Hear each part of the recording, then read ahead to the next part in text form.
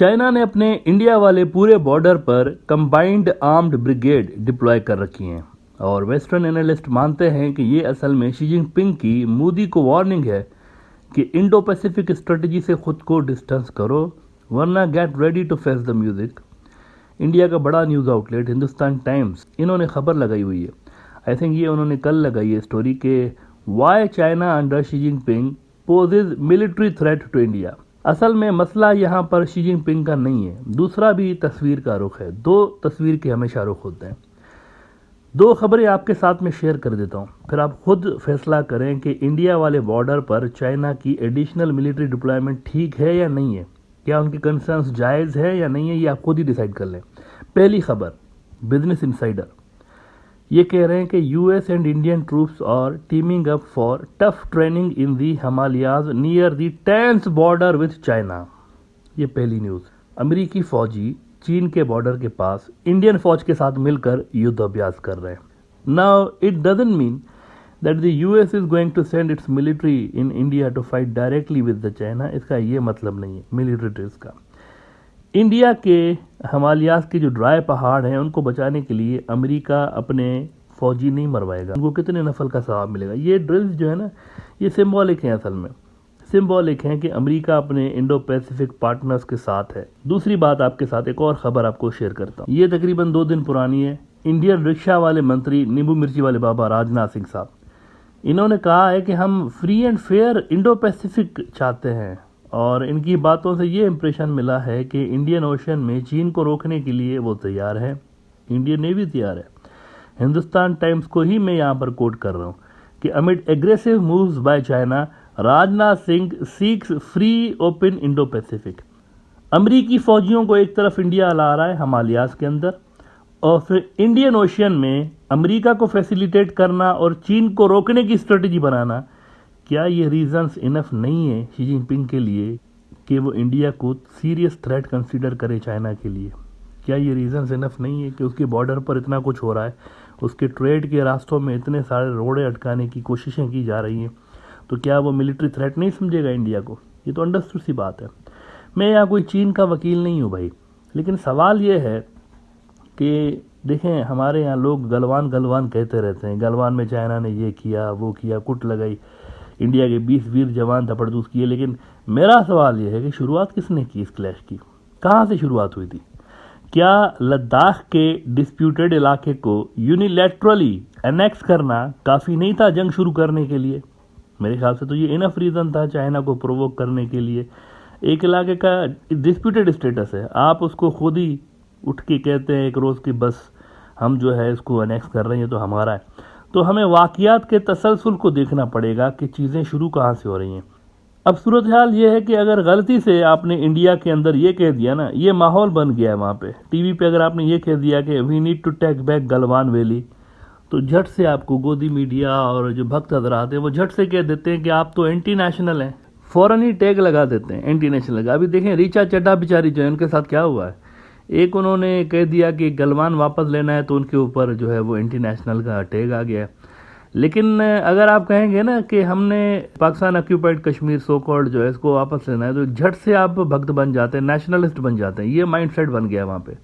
और गलवान का नाम लेंगे वो वापस लेना है तो कहेंगे ये तो एंटी नेशनल है, और अगर इनका नाम लेंगे कश्मीर का तो वो कहेंगे ये तो बड़ा नेशनल बंदा है। इंडिया चाइना कन्फ्लिक्ट जब भी हुआ है ना कहीं अमेरिका का हाथ नहीं तो टांग नहीं तो पाँव का नाखो नाखो ज़रूर उसमें इन्वॉल्व नज़र आता है। कुछ ना कुछ उनकी इन्वॉल्वमेंट हमेशा होती है जब भी ये दोनों लड़ते हैं आपस में। 60s में भी जो जंगें हुई हैं इनका कोई आपस में ऐसा सच मसला नहीं था, ये अमेरिका की वजह से हुआ है। 1960s में भी अमेरिकी प्रोजेक्ट दलाई लामा को अडॉप्ट करने की वजह से और तिब्बत प्रोजेक्ट अडॉप्ट करने की वजह से इंडिया ने अपना अक्सा चीन का इलाका गंवाया था। और अब की बार मोदी जी ने इंडो पैसिफिक और क्वाड को अडॉप्ट करके, जो कि अमेरिकी प्रोजेक्ट्स है, इनको बिला वजह अडॉप्ट करके गलवान गंवाया। लेकिन फ़र्क यह है कि कांग्रेस ने गलतियों से सीखा। उन्होंने एक बैरियर क्रिएट किया है, बाद में यूएस और चाइना के बीच बैरियर क्रिएट किया है। लेकिन यहाँ पर जो है मोदी साहब जो हैं उन्होंने ऐसा कुछ भी नहीं सीखा। ये जो युद्ध अभ्यास हो रहा है यूएस और इंडिया का, ये उत्तराखंड में हो रहा है। अब देखें उनको सीखना चाहिए था गलवान के बाद कि एक मुझे फाइन लाइन रखनी है दोनों मुल्कों के दरमियान, और मुझे प्रोवोक किसी को नहीं करना, लेकिन उन्होंने नहीं सीखा। फिर भी देखें प्रोवोकेशंस हो रही हैं। उत्तराखंड में हो रहा है ये मिलिट्री ड्रिल्स, और वैसे 2-3 महीने पहले ही मैंने आपको बता दिया था कि ये होने जा रही है। ये उन्होंने बहुत पहले प्लान की थी। उत्तराखंड में हो रही हैं, और अगर आप मैप देखें काफ़ी लंबा बॉर्डर है उत्तराखंड का और चाइना का। ये वही स्टेट है जिसके अंदर इंडिया के वो इलाके शामिल हैं जिन पर नेपाल और इंडिया का भी डिस्प्यूट है।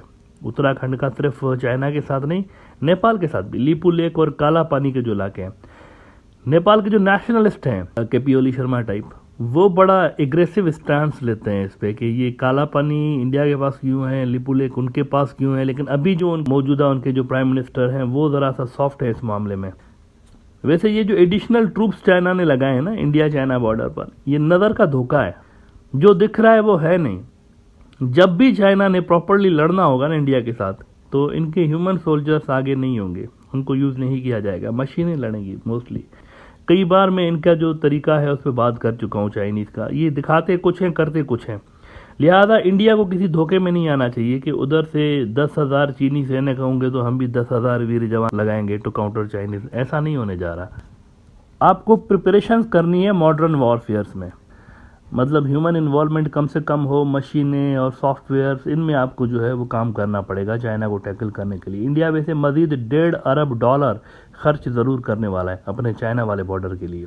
वो यूं खर्च कर रहा है कि इंडिया जो है वहाँ पर इंडियन फोर्सेस वहाँ रेडार जो हैं चाइनीज़ बॉर्डर पर उनको अपग्रेड कर रहे हैं। PLAF यानी पीपल्स लिबरेशन आर्मी जो एयरफोर्स है उनकी, उन पर नज़र रखने के लिए। इंडिया टुडे कह रहा है कि India to ramp up radar coverage along Indo China border. लेकिन मेरा ख्याल है कि टैक्स पेयर्स के पैसे बर्बाद होने वाले हैं इंडिया के अंदर, क्योंकि महंगा है प्रोजेक्ट। $1.5 अरब कोई छोटा अमाउंट नहीं है। इतने महंगे रेडार आ रहे हैं और ये हैं ही मेड इन इंडिया।